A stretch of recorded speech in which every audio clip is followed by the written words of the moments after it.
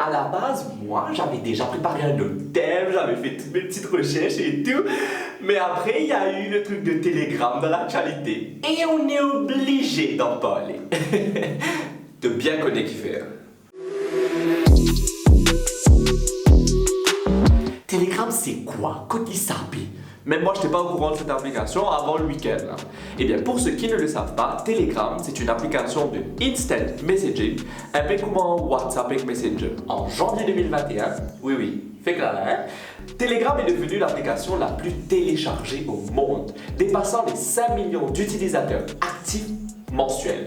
Mais qu'est-ce qu'il y a de si intéressant, qu'est-ce qu'il y a de si particulier avec Telegram? Eh bien, c'est le end-to-end encryption. Même si WhatsApp et Messenger fait comment servir ça de tout ça, il n'est pas aussi performant que celui de Telegram. Mais c'est quoi le end-to-end encryption? Ben, en fait, c'est un système que utilise du monde qui envoie et recevoir un message là au courant de ce contenu. Personne in between pas capable de lire le message là, et même si du monde intercepte le message là, il n'est pas capable de décrypter. Et quand je dis personne, c'est personne. Même pas le service provider, même pas du monde qui nous internet, même pas le gouvernement. Personne. Sauf Telegram qui est une façon pour décrypter, mais apparemment je ne pas si évident souvent. À la base, c'est un concept assez sympa car ça protège les données des utilisateurs.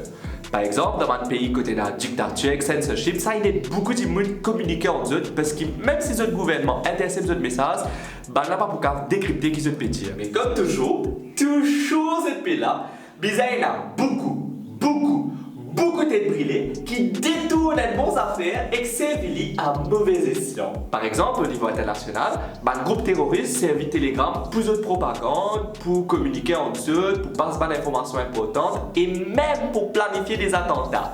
Le pire, c'est qu'ils ont aussi servi ça pour envoyer des petites vidéos entre eux que des petits pétouilles de monde. Ouais, heureusement que Telegram a bloqué tout ça. Hein? Mais c'est pas ces terroristes qui m'ont servi Telegram. Il y a aussi une partie d'extrême droite qui servent Telegram pour de propagande. Et le pire, c'est une maniaque qui servent Telegram pour créer un trafic de child porn, qui rejoint un peu notre actualité locale. Plusieurs madame, dont quelques mineurs, ils découvert qu'ils ont une photo intime, type circulée dans un groupe Telegram qui tient à peu près 1200 euros. 1200 zouaves mauriciens. L'autre groupe là apparemment, ce type de partage une photo de madame, une photo de madame, une photo de TV qui ont gagné sur Instagram. De là, plein de mouvements citoyens ont vu le jour.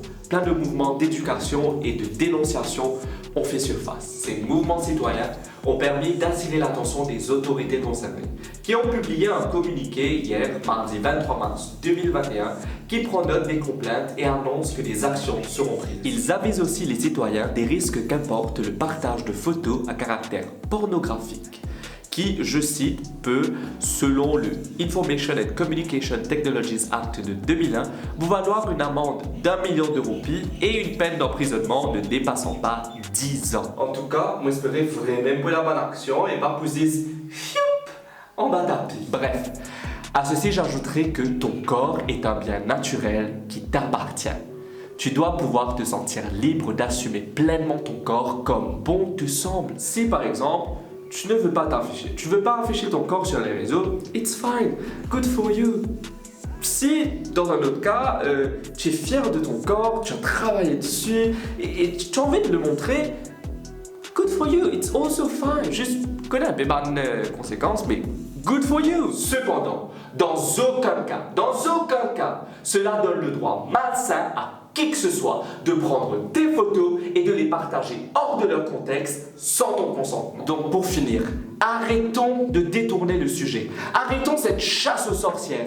Arrêtons de blâmer les filles qui se sont retrouvées dans cette situation et arrêtons de blâmer les filles qui postent des photos d'elles sur Instagram. Là n'est pas le problème. Le problème, c'est les personnes qui ont détourné ces photos, qui ont partagé ces photos sans le consentement des personnes sur ce groupe.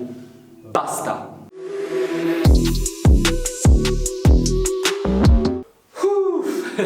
Ceci était le deuxième épisode un peu spécial de Kété. On se retrouve la semaine prochaine pour un autre épisode. Ciao! L'équipe Pop TV compte les autres pour respecter les gestes de barrière et protéger les autres et les familles. Nous pouvons pour eux jusqu'à la fin. Ensemble, à nous combattre ce virus-là.